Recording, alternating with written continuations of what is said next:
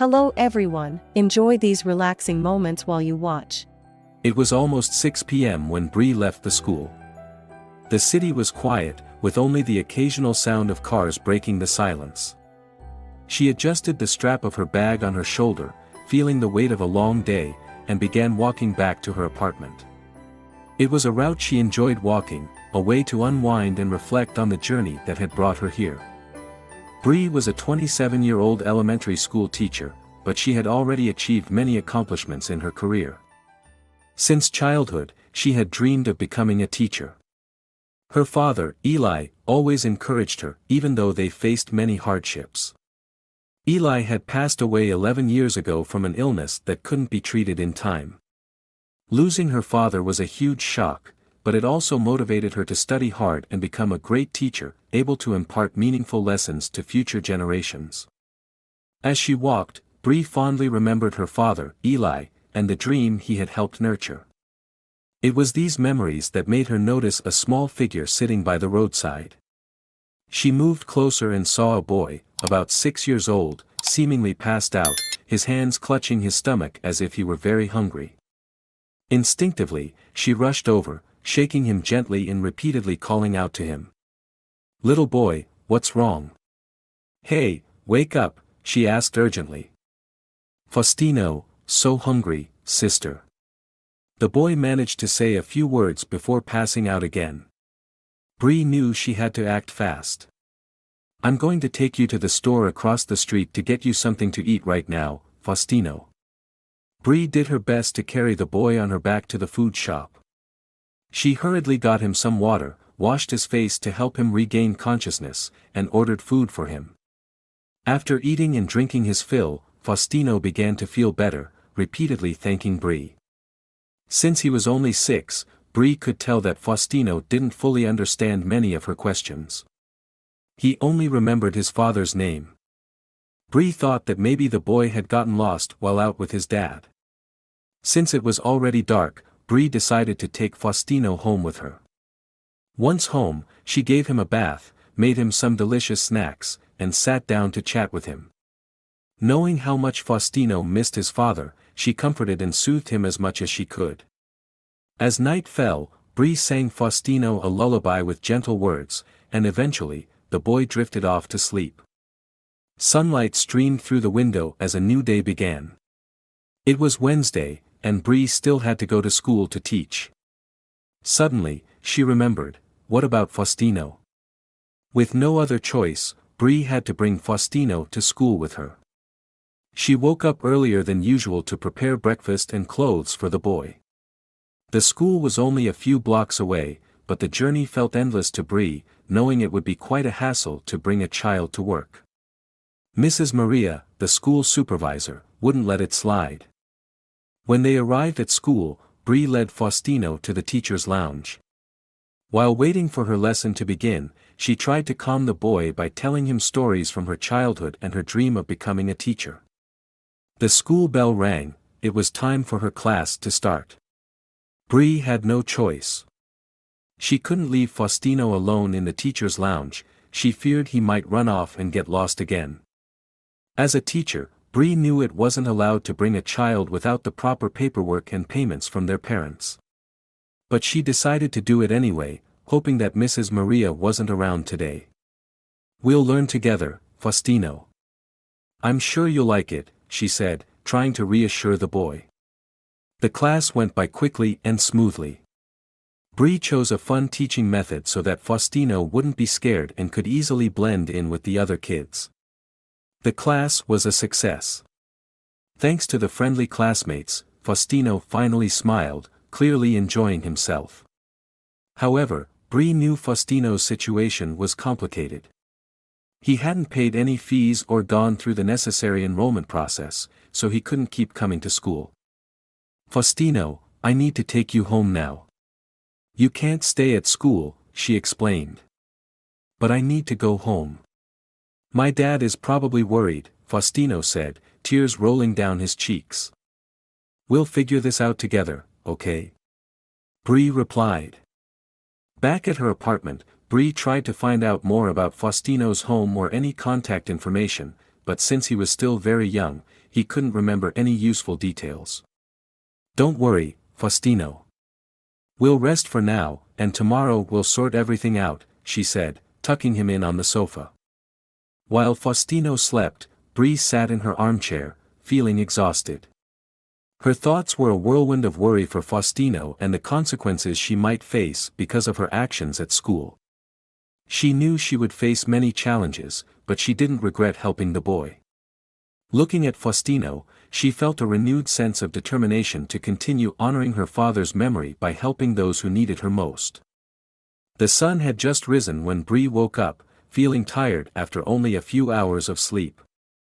She quickly made herself a cup of coffee and checked on Faustino, who was still sound asleep on the sofa. Bree wrote a simple note explaining that she had to go out and that she would be back soon. She left the TV on and placed some snacks within reach, hoping he would feel safe until she returned. When she arrived at the school, Bree barely had time to prepare for the day. A colleague quickly approached her with a worried look. "Bree, Mrs. Maria wants to see you immediately in her office."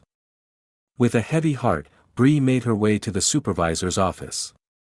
Upon entering, she saw Mrs. Maria sitting behind her desk with a stern expression. "Sit down, Bree," Maria ordered, wasting no time.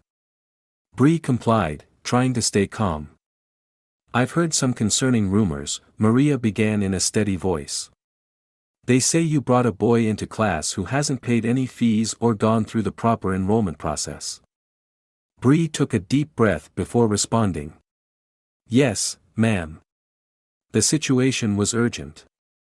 Faustino had gotten separated from his father, and I couldn't leave him alone.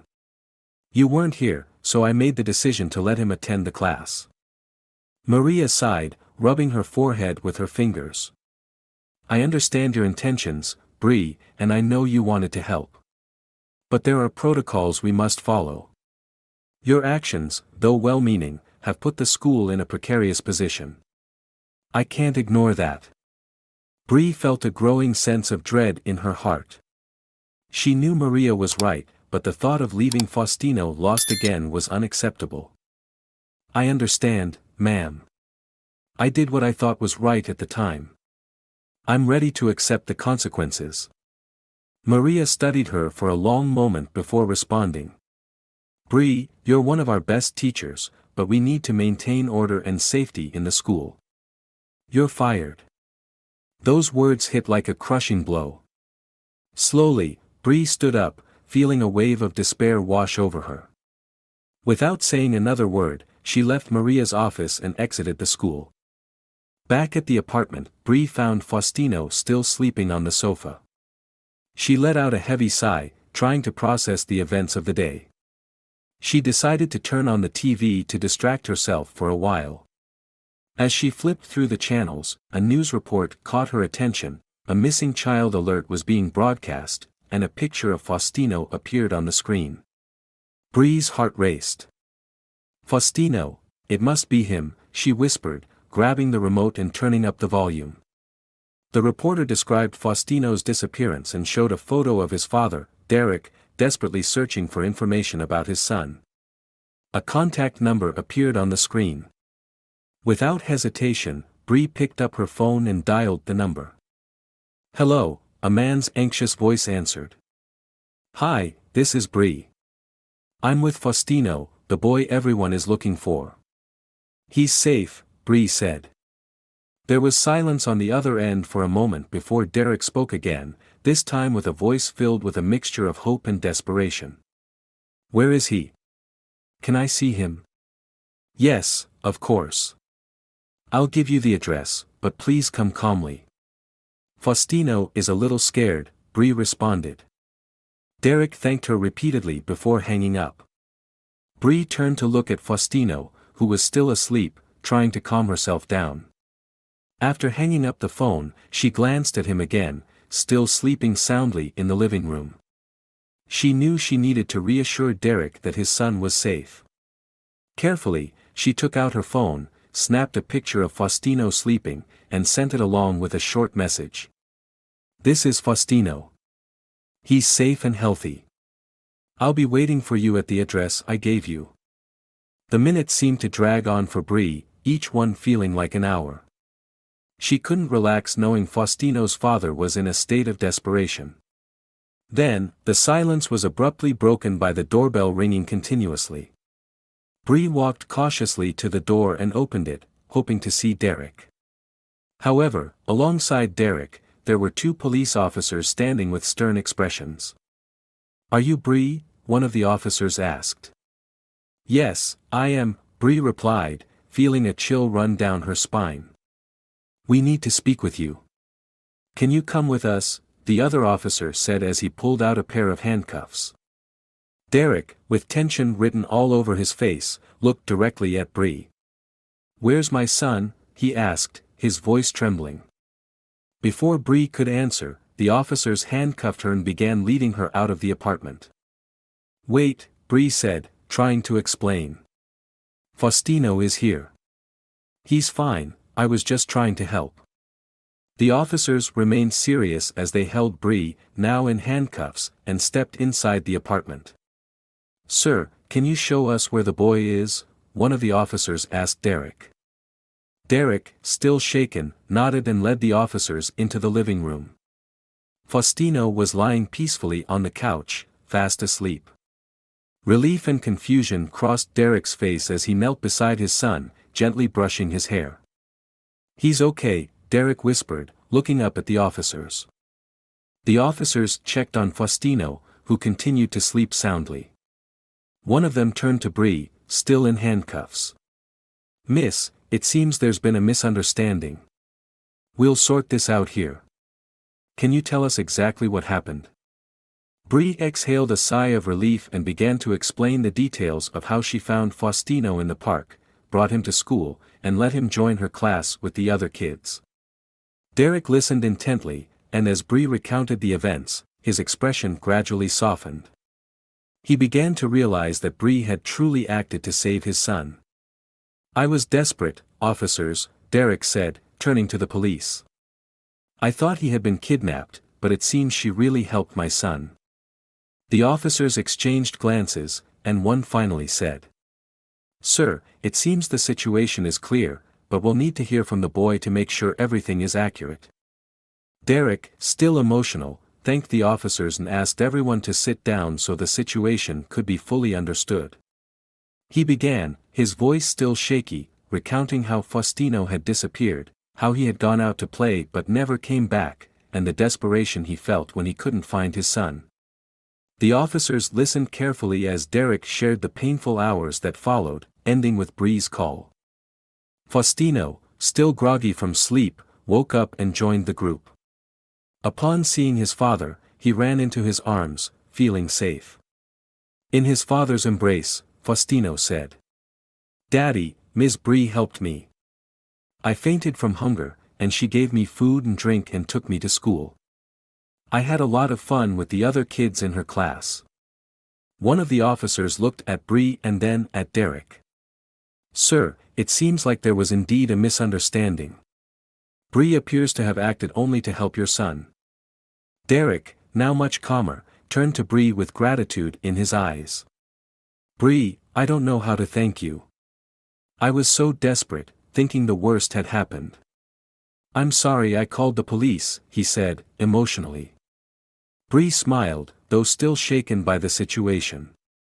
"It's okay, Derek. I understand. Any father would have done the same. What matters is that Faustino is safe."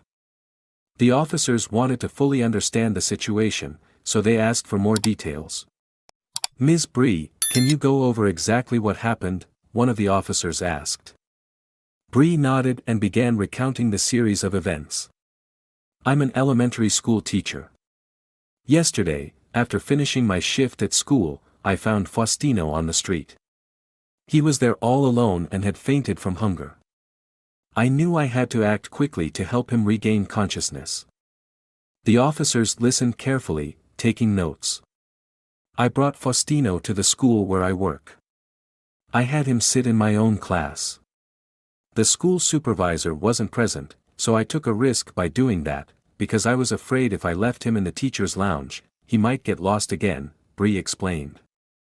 Derek looked at Bree, now understanding the gravity of the situation she had faced. After that class, I knew Faustino couldn't stay at school without completing the enrollment paperwork. So, I brought him back to my apartment to take care of him and ensure he was comfortable and safe, Bree continued. One of the officers looked at Faustino and then at Derek. Faustino, is that what happened? Did Ms. Bree help you? The officer asked in a gentle tone. Yes, she helped me a lot. I was hungry and thirsty and scared, and she did everything to make me feel better, Faustino responded, still clinging to his father.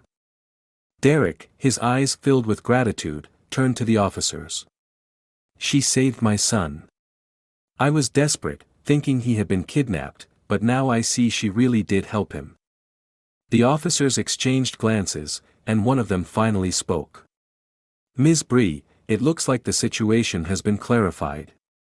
We'll remove the handcuffs. With that, the officers uncuffed Bree.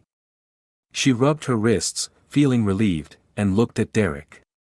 I'm sorry for all of this, Bree. I was desperate and thought the worst, Derek said, tears welling up in his eyes. I understand, Derek. Any father would have done the same. What matters is that Faustino is safe now, Bree replied, trying to smile. Derek looked at Bree with concern. But what happened to you at the school after you helped Faustino? He asked. Bree sighed, feeling the weight of the past 24 hours. I was fired from the school for letting Faustino attend a class without permission. Maria thought I didn't follow protocol, but I would do it all again if it meant helping Faustino. Derek was silent for a moment, processing Bree's words. Then, a look of determination crossed his face. Don't worry, Bree. Tomorrow morning, we're going to the school to sort this out. The next morning, Bree woke up with a mix of uncertainty and determination. After the chaotic events of the previous day, she knew she needed to resolve the situation at the school. Derek had promised to help, and together, they were ready to face the consequences. When they arrived at the school, they headed straight to Maria's office. Derek led the way with Faustino, and Bree followed closely behind. As they entered, Maria looked up, surprised to see the three of them. Bree, what are you doing here? Maria asked, clearly irritated. I fired you. Before Bree could respond, Derek interjected. Mrs. Maria, we need to talk. This woman saved my son's life. She did what needed to be done when no one else could.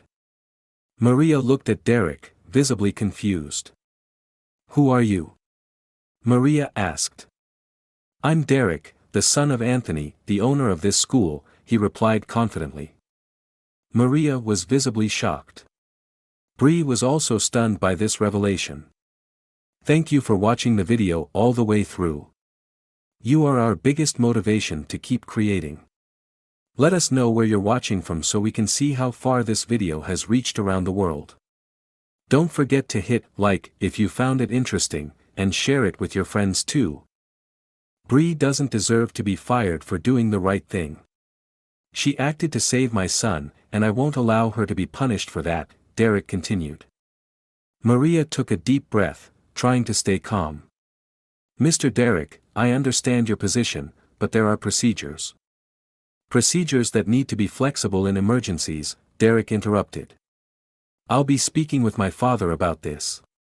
Not only should Bree be reinstated, but she should also be recognized for her quick and decisive actions. Maria remained silent, knowing she couldn't argue much with the owner's son. She nodded slowly. I will report this to Mr. Anthony. We will resolve this matter. Derek gave a nod of thanks and turned to Bree. Come on, Bree, let's make sure this gets resolved the right way. While waiting in the hallway, Anthony's presence was quickly recognized. He appeared with authority and concern, heading straight toward Derek. Derek, what's going on here? He asked, glancing at Bree and Faustino. Father, this is Ms. Bree. She saved Faustino's life when he was in danger. Maria fired her for acting quickly in an emergency. We need to correct this injustice, Derek explained, his voice persuasive. Anthony looked at Bree, assessing her for a moment before speaking. Ms. Bree, please tell me exactly what happened. Bree recounted the story, explaining how she found Faustino, brought him to the school, and let him sit in her class so she could keep an eye on him. Anthony listened attentively without interrupting. Maria, is this true? Anthony asked, turning his gaze toward the school supervisor. Maria, clearly uncomfortable, responded. Yes, Mr. Anthony, but I was just following school procedures. Anthony thought for a moment before making a decision. Maria, I appreciate your commitment to the rules, but in critical cases, we need to be flexible. Ms. Bree acted correctly in doing what she did. Maria, you're relieved of your position for not handling the emergency with flexibility. As for Ms. Bree, from now on, you will be the new school supervisor. Bree was stunned, unable to believe what she was hearing. Sir, I don't know what to say. Thank you so much, she responded emotionally. Derek smiled, pleased with the outcome. Anthony placed a hand on Bree's shoulder. Just keep doing the great work you've been doing. This school needs people like you. As they left the room, Bree felt a new sense of hope and a renewed determination. Derek looked at her with a gentle smile. You deserve this, Bree, and I'm here to help whenever you need. In the days that followed, Bree's life changed significantly after Derek's revelation. News of her appointment as the new school supervisor spread quickly through the school, earning her respect and curiosity from her colleagues. However, more than the new position, it was the regular presence of Derek and Faustino that made the biggest change in her life. Bree and Derek began spending more time together, initially to discuss school matters. They often met for lunch or coffee, and what started as work meetings soon became more intimate moments of friendship. Derek was an intelligent and decisive man, with a strong sense of justice. He admired Bree not only for her teaching skills but also for her compassion and bravery. For her part, Bree found in Derek a formidable ally who understood the challenges of her profession and supported her unconditionally.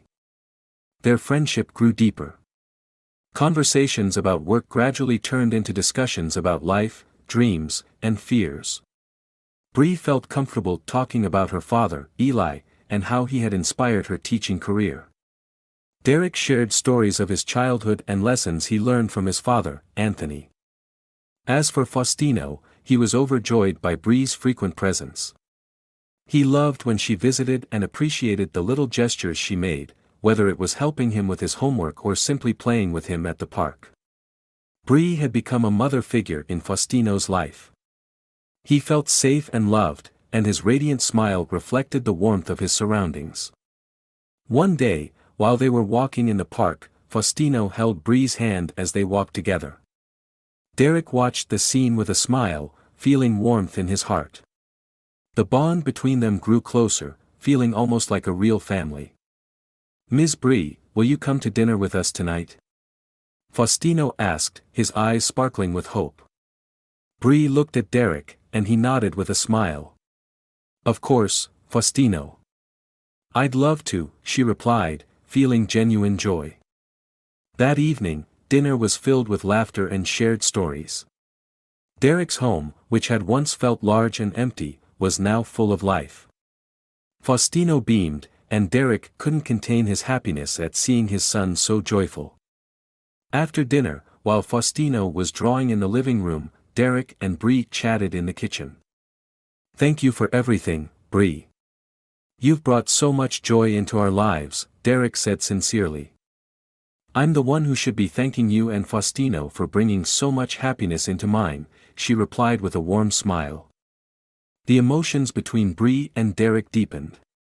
They had a special connection that went beyond friendship, something both of them felt but hadn't yet spoken of. It was a relationship built on mutual respect, admiration, and growing affection. As the night came to an end, Derek, after putting Faustino to bed, couldn't stop smiling.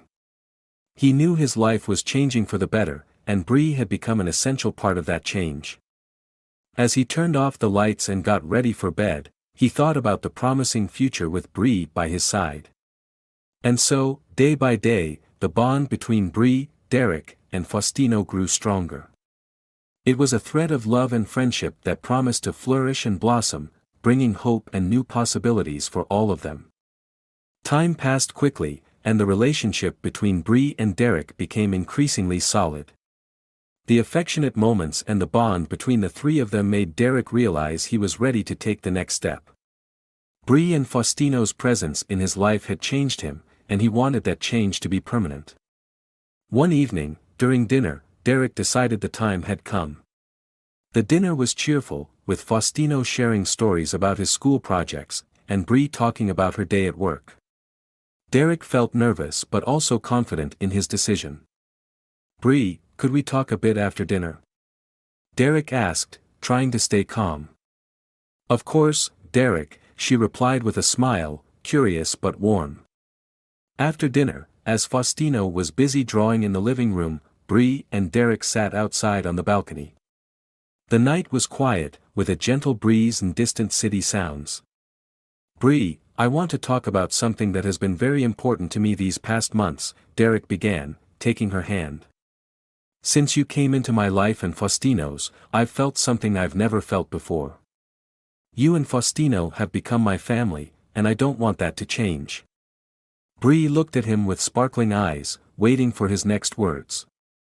"Bree, I love you. I love Faustino, and I want us to become a real family. I want to know if you'll be my girlfriend," Derek said, his heart pounding.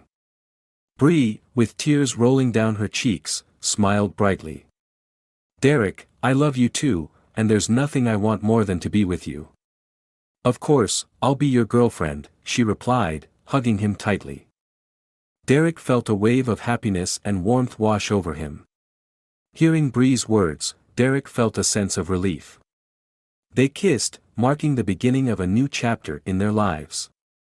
From a distance, Faustino, who had been watching, ran over with a beaming smile. "Does this mean you'll really be part of our family now?" the boy asked excitedly. "Yes, Faustino.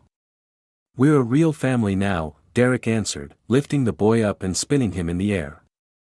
From that moment on, Bree and Derek's relationship continued to grow. They shared not only their personal lives but also formed a strong partnership at the school. Bree became increasingly respected and admired by her colleagues, not just for her teaching skills but for her integrity and compassion. Her colleagues noticed the difference. Bree brought a sense of confidence and security, inspiring everyone around her. She wasn't just a talented teacher, she was a natural leader who knew how to care for others holistically. Meanwhile, Faustino was overjoyed at the thought of Bree becoming a permanent part of his life. He loved the time they spent together, learning new things and feeling loved and protected. The family bond they created was warm and filled with love. That weekend, Bree, Derek, and Faustino decided to have a picnic at a nearby park. The afternoon was full of laughter, games, and warm moments. As Derek watched Bree and Faustino play, he felt a deep sense of peace. He knew that, despite the challenges and difficulties, he had found his other half in the world. "You and Faustino mean everything to me," Bree said as she approached Derek and hugged Faustino tightly. "And you mean everything to us," Derek replied, kissing her gently. And so, Bree, Derek, and Faustino's lives continued in harmony and happiness. They faced challenges together, supported each other, and celebrated every little victory. The love they shared grew stronger, bringing hope and new possibilities for the future. Over time, Bree's work at the school became increasingly demanding. As the school's supervisor, she faced difficult situations that required high levels of skill and knowledge. However, with Derek's support and the love of her new family, Bree always felt strong and determined to overcome any challenge. Every day, Bree also had to deal with the inevitable competition from some colleagues who doubted her decisions or were envious of her rapid rise. However, Bree stood out thanks to her unwavering dedication and exceptional skills. She handled each situation with flexibility and care, inspiring confidence and trust in everyone around her. Her decisions were always well-grounded, and she was always willing to listen and consider her team's opinions. Gradually, she earned the trust and respect of everyone around her. During this challenging time, Derek was always by Bree's side, providing her with unconditional support. He understood the pressures of her job and did everything he could to help her relax and feel appreciated at home. His words of encouragement were the source of motivation Bree needed to face each new day with renewed determination. "You're amazing, Bree. We're all so proud of you," Derek said. "I don't know what I'd do without you, Derek." "Your support means the world to me," she replied, her eyes filled with emotion. As time passed, the relationship between Bree and Derek grew even stronger. Faustino continued to thrive under their love and care, becoming increasingly attached to Bree. The family relationship they built was harmonious and full of joy. Finally, Derek felt the time had come to take the next big step in his life with Bree. He planned a special evening to propose to her. He picked a cozy restaurant and reserved a table in advance. Dressed sharply, he took Bree to a dinner he promised would be unforgettable. After a delicious meal filled with laughter and conversation, Derek took Bree's hand and looked into her eyes with a serious yet loving expression. "Bree, these past months have been the best of my life. You and Faustino have brought me happiness I never imagined. I want to spend the rest of my life with you and him. Bree, will you marry me?" Bree, tears of joy in her eyes, smiled radiantly. "Yes, Derek, I will. I want to spend my entire life with you," she replied. Derek slid the ring onto her finger, feeling a wave of happiness and relief wash over him. The ring slid onto her finger, and they embraced, feeling the promise of a bright future together. The news of the engagement brought joy to Faustino, and the lives of the three became more intertwined than ever in a bond of love and commitment. As they faced challenges at school and in life, Bree knew that with Derek and Faustino by her side, there was no obstacle they couldn't overcome. The months following Bree and Derek's engagement were filled with excitement and activity. The couple began planning their wedding, and every detail was carefully considered from choosing the venue to the menu and flowers. Every decision was a celebration of the love they shared. Faustino, now 8 years old, beamed with joy. He was especially excited about being the ring bearer and actively participated in all the preparations. His energy and excitement filled the house with laughter and anticipation. "Dad, look at this dress. I think Mom Bree will look so beautiful in it," Faustino said, showing his father a bridal gown catalog. "She will look stunning, Faustino." "Because to me, your Mom Bree is the most beautiful," Derek replied with a bright smile.